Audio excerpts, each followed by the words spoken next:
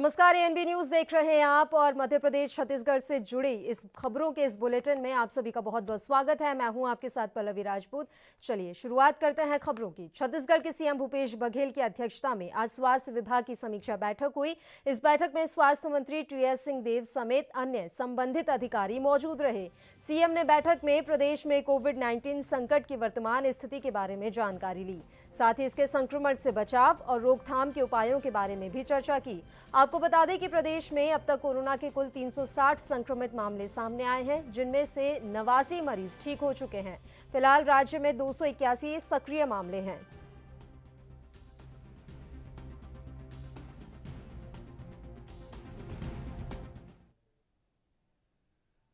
मध्य प्रदेश के मुख्यमंत्री शिवराज सिंह चौहान ने आज प्रेस कॉन्फ्रेंस की, जिसमें प्रवासी मजदूरों को लेकर सरकार की तरफ से उठाए जा रहे कदमों के बारे में उन्होंने विस्तार से बताया। हमने रोजगार सेतु नाम की एक योजना बनाई है, जिसके अंतर्गत जो कुशल मजदूर हैं, स्किल्ड लेबर हैं, उनकी सूची हम बना रहे हैं हर पंचायत में। आज से काम प्रारंभ हो रहा है और वो सूची बनने के पश्चात सर हम एक प्लेटफॉर्म बनाएंगे रोजगार सेतु को, जिसमें जिस तरह का काम वो मजदूर भाई बहन जानते हैं, उस काम की जिस फैक्ट्री में ज़रूरत है या कहीं इंफ्रास्ट्रक्चर के काम हो रहे हैं, पुल पुलिया सड़क बांध के, उसमें उनकी ज़रूरत है तो उनको उसमें लगाने का काम दिलाने का प्रयास किया जाएगा।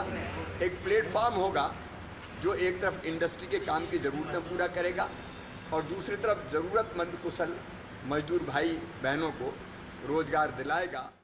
जहाँ तक गेहूं खरीदी का सवाल है, कोई सिस्टम व्यवस्था बनी नहीं थी गेहूं खरीदने की।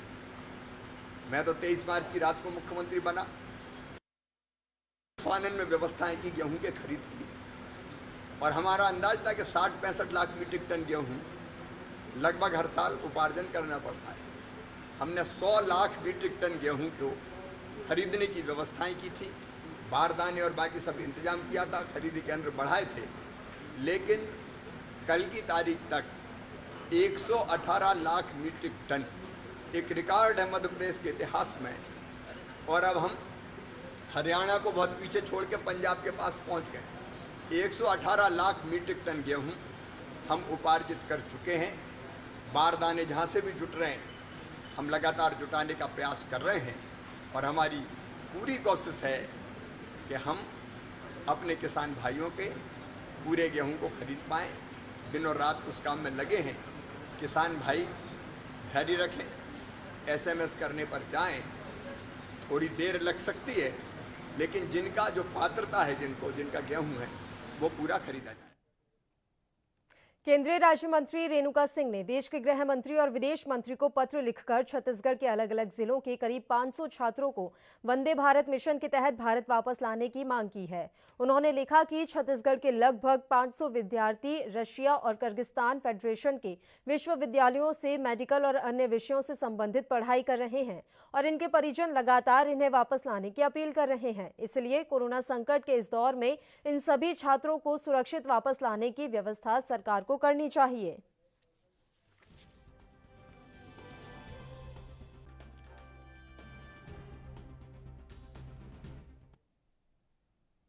वैश्विक महामारी कोरोना वायरस से लड़ने के लिए प्रधानमंत्री नरेंद्र मोदी लगातार सामाजिक दूरी का पालन करने की अपील कर रहे हैं, लेकिन पीएम की इस अपील की अवहेलना खूब जमकर की जा रही है। ऐसा ही एक मामला मध्य प्रदेश के श्योपुर जिले से सामने आया, जहां केंद्रीय मंत्री नरेंद्र सिंह तोमर के सामने ही सामाजिक दूरी का नियम तार तार होता दिखा। श्योपुर दौरे पर पहुंचे केंद्रीय मंत्री तोमर के रेस्ट हाउस में बीजेपी नेताओं और कार्यकर्ताओं के साथ ही बड़ी संख्या में लोग अपनी समस्याओं को लेकर पहुंच गए। ऐसा नहीं है कि यह इकलौता मामला हो, यहां सामाजिक दूरी का नियमों का पालन नहीं किया गया। इसके बाद कलेक्ट्रेट में बैठक के दौरान भी बाहर काफी संख्या में लोगों की भीड़ जमा रही।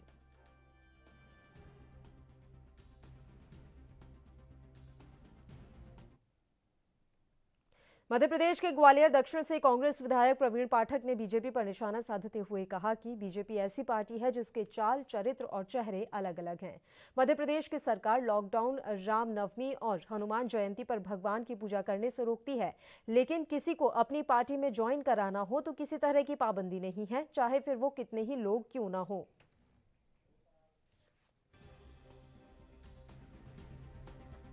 देखिए, ये बहुत ही दुख का विषय है पूरे मध्य प्रदेश में, और मैंने जीवन में कभी भी इस प्रकार का माहौल कभी नहीं देखा कि जब पूरा विश्व कोरोना जैसी महामारी से जूझ रहा है, जब मध्य प्रदेश की सरकार के द्वारा किसी व्यक्ति की मृत्यु होने पर केवल 20 लोगों की अनुमति दी जाती है, किसी व्यक्ति के घर में विवाह होने पर केवल 5 लोगों की अनुमति दी जाती है। हमें भगवान राम की पूजा भी नहीं करने दी गई रामनवमी पर, हनुमान जयंती पर हनुमान जी की आरती भी नहीं करने दी गई। पूरे जब नवदुर्गा निकले किसी भी माँ के दर्शन भक्तों को नहीं करने दिए गए। सब पर पाबंदी है, पर यदि किसी को भारतीय जनता पार्टी ज्वाइन करनी है, उसकी सदस्यता लेनी है, तो चाहे वो 250 लोग हों 500 लोग हों, उस पर किसी भी प्रकार की पाबंदी नहीं है। मैंने हमेशा से हर जगह इस बात को उठाया है कि भारतीय जनता पार्टी के चाल, चरित्र और चेहरे, इन तीनों में हमेशा फर्क रहा है। और जिस प्रकार ये सरकार मध्य प्रदेश में कोरोना में आई है, आपके चैनल के माध्यम से मैं ये बात बोलना चाहता हूँ कि ये सरकार कोरोना में ही वापस चली जाएगी। मध्य प्रदेश में छतरपुर जिले के एक गांव की पंचायत ने किसान ने अपने 15 वर्षीय बेटे के मरने के बाद 13वीं पर मृत्यु भोज न देने पर कथित तौर पर इस परिवार का बहिष्कार करने का फरमान सुनाया है। खजुआ गांव में पंचायत ने 25 मार्च को यह फरमान सुनाया। पंचायत के इस कदम के बाद पीड़ित परिवार पिछले 2 माह से राशन पानी के लिए परेशान है। इस पर बीजेपी नेता दुर्गेश केसवानी ने भी अपनी प्रतिक्रिया दी है। देखिए, आपके द्वारा इस मामला को अवगत कराया गया है और मुझे लगता है कि जैसा देश के प्रधानमंत्री माननीय मोदी जी ने और प्रशासन ने भी अब इस चीज़ का निर्णय लिया है कि सामाजिक कार्यक्रमों को अभी परमिशनें नहीं दी जा रही हैं, और इसके रहते हुए अगर उन्होंने ये कार्यक्रम जो 13वीं का भोज था अगर वो नहीं हो पाया है, तो निश्चित रूप से पंचायतों को भी संज्ञान में लेना चाहिए। आज अगर जान है तो जहान है, जान की रक्षा ऐसे ही की जा सकती है। 2 गज दूरी है जरूरी, इन सब चीज़ों को मानते हुए हम सबको पालन कर रहा है, और पंचायतों को भी इस चीज़ का पालन करना चाहिए, क्योंकि पंचायतें पंच परमेश्वर होते हैं, उनको भी अपनी प्रजा की ध्यान रखना चाहिए और जनता का भी ध्यान रखना चाहिए। मुझे लगता है कि इस आदेश को उनको पुनः सोचना चाहिए, नहीं तो फिर कानून के रास्ते सबके लिए खुले हुए हैं। लॉकडाउन लागू हुआ तो सबसे ज्यादा दिक्कत मजदूरी करने वाले लोगों को हुई। यहां तक कि भूखे मरने जैसी नौबत आ गई थी। उनके सामने रोजी रोटी का संकट खड़ा हो गया। ऐसे में मनरेगा बहुत कारगर साबित हुई, लेकिन इसमें भी कुछ घपलेबाज अपनी हरकतों से बाज नहीं आ रहे हैं। पेश है एक खास रिपोर्ट। कोरोना के चलते देश में लॉकडाउन किया गया। आलम यह था कि कामकाज सब कुछ चौपट था, और इस लॉकडाउन की सबसे ज्यादा मार मजदूरों और किसानों पर पड़ी। इस बेबसी और लाचारी का आलम यह था कि दाने दाने के लिए मजदूर वर्ग मोहताज हो गया। लेकिन लॉकडाउन 4 में जो छूट मिली, उससे एक बार फिर से उम्मीद की किरण जगी है। लेकिन कोरोना जैसी महामारी का खतरा अभी भी बरकरार है। छत्तीसगढ़ के बलौदा बाजार में बिलाईगढ़ ब्लॉक के ग्राम पंचायत मुंडपार में मनरेगा का काम चल रहा है, जहां तालाब को और ज्यादा गहरा किया जा रहा है। इस काम में लगभग 200 के आसपास ग्रामीण मजदूर काम पर लगे हैं, लेकिन इन मजदूरों द्वारा कोरोना जैसे संक्रमण को खुलेआम न्योता दिया जा रहा है। यहाँ रोजगार सहायक कितने समय पहुँचते हैं? रोजगार सहायक साइट पर नहीं आता नहीं है सर। कितने दिन से नहीं आ रहे हैं? अब लगभग 14 दिन हो गए सर नहीं आते। यहाँ सोशल डिस्टेंसिंग का भी पालन नहीं हो रहा है, क्या कहना चाहेंगे आप? क्या बोले सर? सोशल डिस्टेंसिंग का पालन नहीं हो रहा है यहाँ पर, क्या कहना चाहेंगे? लोग दूरी बना के नहीं रह रहे हैं। हो रहे हैं सर, हम लोग इसको मास्क और सब वितरण कर दिए। वहाँ झुंड को देखिए कितना झुंड है। ठीक है सर, अब तो शाम में जाएगी। वहीं अभी मीडिया की टीम आई तो चेहरे पे मास्क नहीं लगा, दिखाने के बाद लोग मास्क लगा क्या कुछ कहना चाहेंगे? सर वो मतलब बोले रहे मैं मास्क लगा काम कर रहा हूँ। आप लोगों के द्वारा मास्क बांटा गया था? जी सर। कितने मजदूर काम कर रहे हैं? लगभग 200। काम कर रहे मजदूरों ने सोशल डिस्टेंसिंग का बिल्कुल भी ख्याल नहीं रखा और झुंड के साथ काम किया जा रहा है। वहीं जब इस संबंध में जिम्मेदार रोजगार सहायक के बारे में जानकारी ली गई, तो रोजगार सहायक कार्यस्थल से नदारद नजर आए। अच्छा, यहाँ रोजगार गारंटी की काम चल रही है, यहाँ क्या स्थिति है? यहाँ रोजगार सहायक पहुँच रहे कि नहीं पहुँच? रोजगार सहायक यहाँ 2 हफ्ता समान कार्यरत है सर, लेकिन बीच बीच में आ रहा है, अपना उपस्थिति सही ढंग से नहीं दे रही है। और फिर काम किसके देखरेख में हो रही है? ग्राम पंचायत के देखरेख में हो रही सर। अच्छा। और वो अपने कार्य से पल्ला झाड़ती है और जनपद पंचायत में बार बार शिकायत करते हैं। 1 साल हो गया उसके यहाँ से स्थानांतरण नहीं हो पा रहा है। बार बार जनपद में शिकायत करने के भी बावजूद। क्या नाम है उसका? दुर्गावती निराला। कहाँ की है वो? वह मूल निवासी ग्राम पंचायत मुचमल्दा की है। उसकी पदस्थ भी पूर्व में मुचमल्दा में हुई। आप लोग फोन करके उनको बुलाए थे? यहाँ काम चल रहा है तो आप आइए, आपके देखरेख में हो रहा है। बुलाए भी थे सर और टीए द्वारा भी जानकारी दिया गया था। शिकायत कई बार जनपद से की जा चुकी है, बावजूद जिम्मेदार अधिकारियों द्वारा किसी भी प्रकार की कोई कार्रवाई अब तक नहीं हुई। वहीं काम कर रहे अन्य मजदूरों ने रोजगार सहायक पर कई गंभीर आरोप भी लगा दिए। उन्होंने कहा कि आवास के लिए ऑनलाइन करने पर 100 रुपए से लेकर 60 से 20 रुपए तक राशि उनसे वसूली जाती है। यहाँ बस खुदाई चल रहा है सर। अच्छा, रोजगार सहायक पहुँचे हैं यहाँ? यहाँ नहीं आए हैं। अच्छा, पैसा लेने की भी बात सामने आ रही है। किसमें पैसा ले रहे हैं रोजगार सहायक? हाँ, वो जो इंदिरा आवास वाला जो है ना, हाँ, उसमें मेरे से 100 रुपये लिया है। वो क्या बोल के लिए है ना? मतलब ऑनलाइन का लगता है करके। अच्छा, हाँ। कितने लोगों से लिए है? और यहाँ वो तो मतलब बहुत जने का पूरा मैं ना यहाँ तो मतलब आधा बस्ती तक न गया तो ना, मतलब किसी से 20, 60, 80 मतलब इस टाइप का मैं देखा हूँ। क्या नाम है रोजगार सहायक का? क्या नाम? दुर्गावती।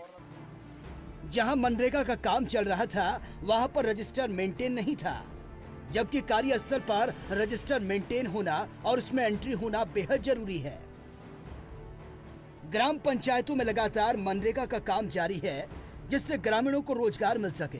कोरोना संक्रमण को ध्यान में रखते हुए मनरेगा कार्यों को निर्वहन करने के दिशा निर्देश भी दिए गए, जिससे धारा 144 और सोशल डिस्टेंसिंग का पालन होता रहे।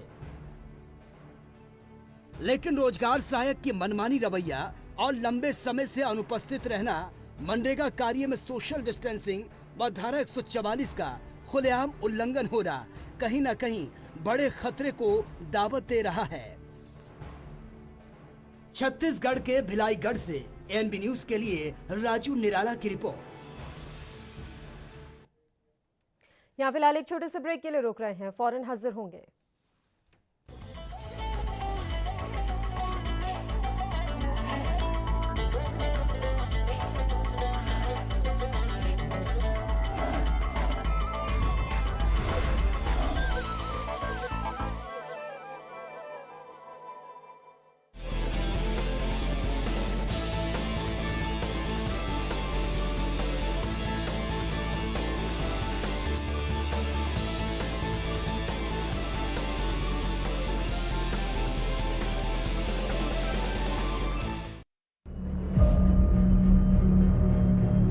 declaring a public health emergency of international concern over the global outbreak of novel coronavirus. Corona virus के कारण भारत की कोरोना वायरस से जंग। आपको चाहिए पूरी जानकारी के लिए भरोसेमंद जरिया।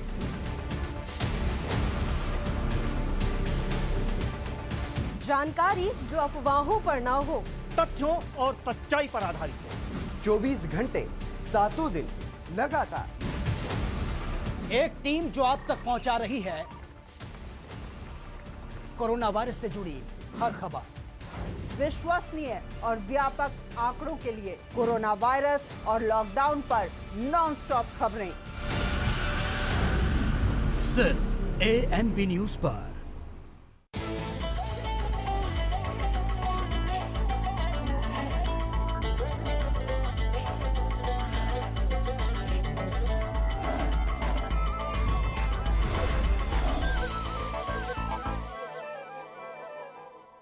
ब्रेक के बाद एक बार फिर से आप सभी का स्वागत है। मध्य प्रदेश और राजस्थान की सीमा पर बने कोटा नाके पर, जहां एमपी के शिवपुरी और राजस्थान के 12 जिले की सीमा मिलती है, वहां मजदूर बस के इंतजार में शौचालय में डेरा डाले मिले। जिन्हें वहां भी जगह नहीं मिली, वो आधी धूप या दीवार की थोड़ी छांव में सिपटने की कोशिश करते नजर आए। कोरोना वायरस का प्रकोप, लॉकडाउन की मार और चिलचिलाती धूप ने इन प्रवासी मजदूरों को मजबूर कर दिया कि वो पास में बने शौचालय में जाकर रुक जाएं। इसको लेकर प्रदेश सरकार पर कांग्रेस ने भी निशाना साधा है। क्या कहते हैं, कच्ची रोटी दे रहे। कहाँ बैठे रहे हैं आप? जे शौचालय में। अच्छा, क्या करते थे आप? बेलदारी। अच्छा, तो अब क्या करेंगे घर जाकर? क्या करेंगे, जो मिलेगा वो करेंगे, खेती बाड़ी देखेंगे और क्या करेंगे। आपको मनरेगा की जानकारी है? मनरेगा से काम मिलने की उम्मीद है आपको? घर जाकर पहुँचाएंगे बच्चे सलामत, और क्या। अच्छा, ये बताइए, जो कोरोना काल खत्म हो गया, जब ये बीमारी खत्म हो गई तो दोबारा मजदूरी करने बाहर जाएंगे या फिर अब नहीं जाएंगे? अब नहीं जा रहे। देखिए, बहुत ही दर्दनाक घटना है। इतनी बड़ी बड़ी बातें मध्य प्रदेश की सरकार कर रही है और कहीं मजदूरों को कोई सुविधा नहीं दी जा रही। जब लौटते समय शिवपुरी के अंदर मजदूर टॉयलेट के अंदर रुके और वहीं पर खाना बनाया, उन्होंने वहीं खाना खाया और सरकार सोती रही, वहाँ का प्रशासन सोता रहा, उनको कोई सुविधा उपलब्ध नहीं करवाई। ये मध्य प्रदेश की हालत है। इतना अत्याचार मध्य प्रदेश के अंदर मजदूरों के साथ में और श्रमिकों के साथ में हो रहा है। वहीं छतरपुर में सर एक किसान की पोते की डेथ हो गई। देखिए, छतरपुर में एक किसान के बेटे की कुएं में गिरने से डेथ हो गई और वो तेरवी नहीं कर पाया, मृत्यु भोज नहीं दे पाया।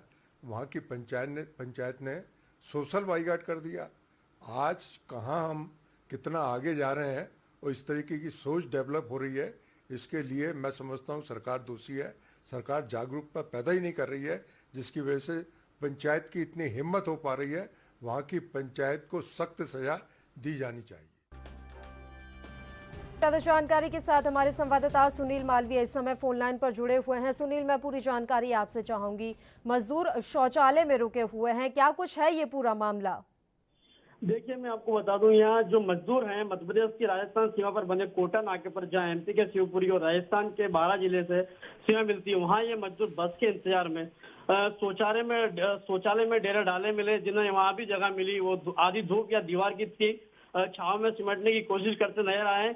उन्होंने वहीं पे भोजन बनाने की प्रक्रिया की। बस के इंतजार में वो लगभग इनको वहां से इनके प्रदेश जाना था, लेकिन जिसके बावजूद भी ये लोग, जो मध्य प्रदेश की सरकार है, शिवराज सरकार, ऐसे तो लाख दावे कर रही है मजदूरों को घर पहुंचाने के लिए, लेकिन एक ऐसा ही वाक्य यहाँ पर जो देखने को मिला, ये जो इंसानियत को झकझोर करने वाला वाक्य देखने को मिला, जो आप अपने तस्वीरों पर जो टेलीविजन स्क्रीन पर जो तस्वीरें देख रहे हैं, इस तस्वीरों ने बिल्कुल मानवता को शर्मसार कर दिया है। यहाँ मजदूर राजस्थान लौटे हुए थे, लेकिन इनकी ना तो कोई व्यवस्था थी। इन मजदूरों को अपनी बेबसी के कारण वहां पर जो शौचालय है शिवपुरी बारंबारा नाका के पास, वहीं अपना रात काटनी पड़ी और इस पर कांग्रेस सरकार ने भी जमकर हमला साधा है।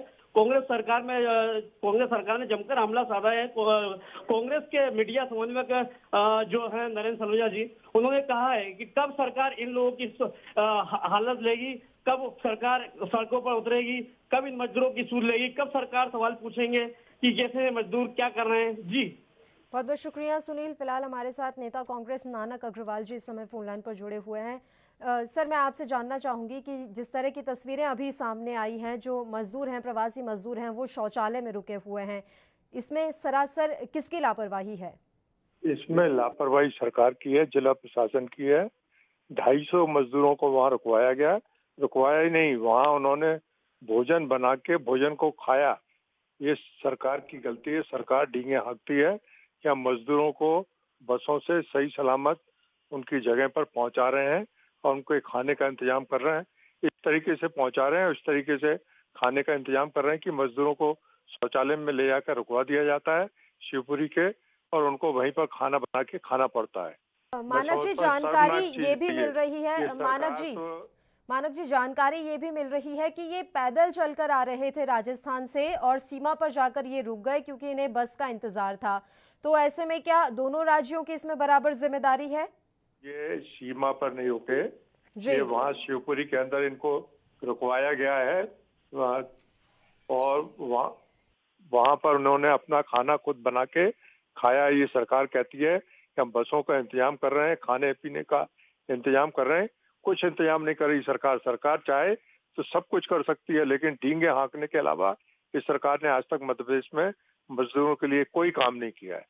क्या मानक जी अभी विपक्ष के नाते सरकार को इस मामले से अवगत करवाया गया है? निश्चित रूप से सरकार को अवगत कराया गया। सरकार कहती है कि हम सब व्यवस्था कर रहे हैं। हमने कहा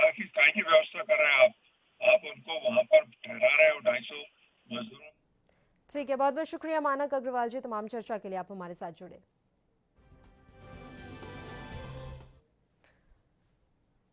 और अब खबर छत्तीसगढ़ से, जहां गोरेला पेंड्रा मरवाही जिले में एक बार फिर मानवता शर्मसार हुई है। दरअसल गोरेला थाना के अंतर्गत मदरबानी गांव में रहने वाले एक व्यक्ति के शव को ऑटो में ले जाना पड़ा। दरअसल गोरेला के मदरबानी गांव के रहने वाले मृतक को पोस्टमार्टम के लिए गोरेला पोस्टमार्टम हाउस ले जाना था। व्यक्ति ने फांसी लगाकर आत्महत्या की थी। मृतक के शव को ले जाने के लिए शव वाहन की आवश्यकता थी, लेकिन परिजनों को शव वाहन नहीं मिलने के कारण ऑटो के अंदर फर्श पर रखकर शव को ले जाना पड़ा। मृतक के परिजनों को स्वयं से किराए में ऑटो करके शव को पोस्टमार्टम हाउस ले जाना पड़ा। बेहद दुख की बात है कि जिले में एक शव को ले जाने के लिए भी शव वाहन तक नसीब नहीं हुआ। ना ही किसी जिम्मेदार अधिकारी ने शव को ले जाने के लिए किसी भी प्रकार से मदद की। ऐसी तस्वीरें सिस्टम पर सवाल उठाती हैं कि आखिर कब तक ऐसी मार्मिक दशा शवों को देखनी पड़ेगी। आखिर कब ऐसा दिन आएगा जब देश में गरीबों के शवों को भी सम्मान मिलेगा।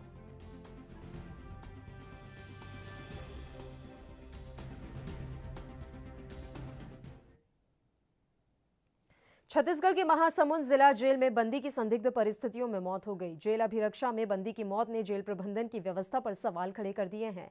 जानकारी के अनुसार शराब बेचने का अवैध कारोबार करने वाले महासमुंद जिला के थाना पिथौरा क्षेत्र के ग्राम रामपुर का रहने वाले रमेश साहू को 23 तारीख को आबकारी एक्ट में जेल में दाखिल कराया गया था। जेल दाखिले के बाद से ही रमेश जेल में असहज महसूस कर रहा था और भोजन के प्रति अरुचि भी दिखा रहा था। उसकी तबीयत पहले से ही खराब थी, लेकिन जेल प्रशासन ने इस बात को नजरअंदाज कर दिया। जेल में उसे भोजन परोसा गया, उसी समय वह वहीं पर जमीन पर वह गिर गया।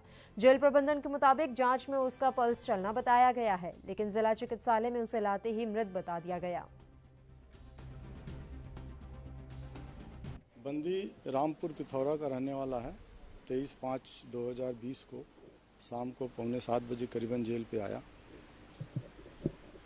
तो शनिवार 23 तारीख था, उस दिन तो ठीक था रात में, और सवेरे भी मैं डीआर किया, सुबह भी ठीक था। तो रविवार के रात को फिर उल्टा सीधा बातें करना, हवा में बात करना ऐसा शुरू किया। तो सोमवार को फिर दिखाए डॉक्टर साहब को। डॉक्टर साहब देखे तो बोले पीने पाने वाला आदमी ऐसी करता है। दवाई पानी दिए भी, बीपी वीपी नापे, सब ठीक ठाक था। शाम को उसको हाथ पैर धुला के बैठाए खाना खिलाने, तो बैठे बैठे जो है वो ऐसे लुढ़क गया। लुढ़का तो फिर उसको तत्काल डॉक्टर साहब को बुला के उसको हॉस्पिटल चेक किए, इंजेक्शन वगैरह लगाए, फिर हॉस्पिटल भेजे, तो वहाँ उसको मृत घोषित कर दिया। डॉक्टर साहब तो चेक किए ही हैं, तबीयत क्या ख़राब थी ये तो नहीं था, लेकिन इतना ज़रूर था कि कुछ उसके गांव के रहने वाले बंदी हैं, वो बताते हैं कि बहुत पीने का आदी था, शराब पीता था, और बाकी तो कोई ट्रीटमेंट का उसका बाहर से आया नहीं था कोई। सब बैरक में पंखे लगे हुए हैं और अच्छा है, बैरक में दोपहर में बंद ही रहता है। छत्तीसगढ़ में पिछले दिनों दुर्ग जिले के चरौद में हुए मजदूर की संदिग्ध मौत के बाद उसका कोरोना सैंपल लिया गया था। आज आई रिपोर्ट में मजदूर कोरोना संक्रमित पाया गया। इससे प्रदेश में कोरोना संक्रमण से हुई ये पहली मौत है, जिसकी पुष्टि स्वास्थ्य विभाग ने की है। बता दें कि 2 दिन पहले चरौदा में एक मजदूर की मौत हो गई थी। मजदूर ट्रक में लिफ्ट लेकर मुंबई से पश्चिम बंगाल जा रहा था, तभी अचानक उसकी तबीयत बिगड़ गई और फिर उपचार के दौरान ही उसकी मौत हो गई। मौत के बाद मजदूर का सैंपल लिया गया, जो कि संक्रमित पाया गया। इसके बाद स्वास्थ्य मंत्री टीएस सिंहदेव ने ट्वीट कर इसकी जानकारी साझा की है। बता दें कि कई माध्यमों से लगातार हुई कई मौतों को प्रदेश में कोरोना संक्रमित की मौत कहा जा रहा था, जिसमें से अब तक एक भी मृतक की रिपोर्ट कोरोना संक्रमित नहीं पाई गई। कुछ मृतकों की रिपोर्ट भी अभी तक सामने नहीं आई है, जिसके आधार पर मृतकों की पुष्टि कोरोना संक्रमण से की जा सके।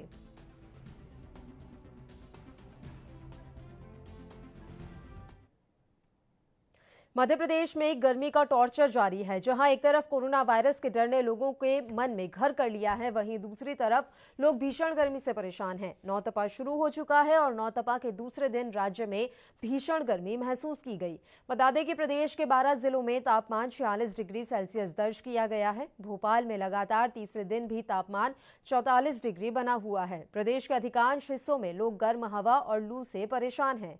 मौसम विभाग के मुताबिक भोपाल में गर्मी से मामूली राहत मिलने की संभावना है। साथ ही 30 मई से प्रदेश का मौसम भी बदल सकता है। गर्मी बहुत हो रही है, बैठते बन नहीं रहा है घर में, तो नींबू पानी वगैरह पी रहे हैं, थोड़ी थोड़ी देर में पानी पी रहे हैं और अभी नारियल पानी पीने आए हुए हैं हम। और देखो अब शाम तक कैसा क्या वो रहता है, नहीं तो फिर अपने बचाव के लिए तो कुछ ना कुछ तो करना पड़ेगा। हाँ, भोपाल में नौतपा चालू हो गया, तीसरा दिन है आज। गर्मी बहुत है। देखिए आज जो है पिछले 2 दिनों में तापमान 47 डिग्री तक पहुंच गया था, तो अभी उसी के आसपास है, थोड़ा सा कम हुआ है।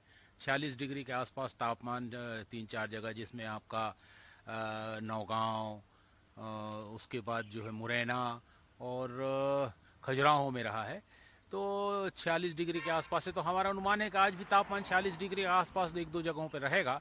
और बाकी ये स्थिति ज़्यादा जो है ग्वालियर, चंबल, सागर और रीवा संभाग की जो जिले हैं पर्टिकुलर वहाँ पर हैं, और 1-2 जगह जो निमाड़ के जो क्षेत्र है वो लगातार जो है 2-3 दिन से तप रहा है। और बाकी जो है भोपाल वगैरह की बात करें तो भोपाल में 44 डिग्री के आसपास तापमान रहेगा, और लू तो नहीं, लगभग लू की स्थिति रहेगी। और मालवा तो इस बार जो है तापमान बहुत कम है, 42 डिग्री के आसपास, 1-2 जगह 43 डिग्री है, तो मालवा में तो तापमान कम है। तो कुल मिला के आगामी 1-2 दिनों में ये स्थिति रहेगी, 2 दिनों तक कम से कम। उसके बाद फिर तापमान में और कमी आएगी और बूंदाबांदी होने की संभावना है। कहीं कहीं जो है तेज हवाएं चलेंगी। ये तो लगभग जो है 1 तारीख के आसपास पूरे मध्य प्रदेश में ये स्थिति रहेगी, बादल रहेंगे। और में कई अन्य जिलों में रेड अलर्ट जारी किया है, या किस तरह की हीट वेव की स्थिति रहेगी नौतपा में? जो उसमें आपने बताया आगामी 2 दिनों तक या 3 दिनों तक जो है 28-29 तारीख तक जो वार्निंग की बात है, येलो वार्निंग की बात है, ये आपका ग्वालियर, चंबल, सागर और रीवा संभाग के जो जिले हैं, साथ साथ निमाड़, यहीं पर ही रहेगा। और इसी के साथ इस बुलेटिन में फिलहाल के लिए इतना ही। मुझे दीजिए इजाजत। देश प्रदेश की तमाम ताज़ा और अहम खबरों के लिए आप देखते रहिए ANB न्यूज़। नमस्कार।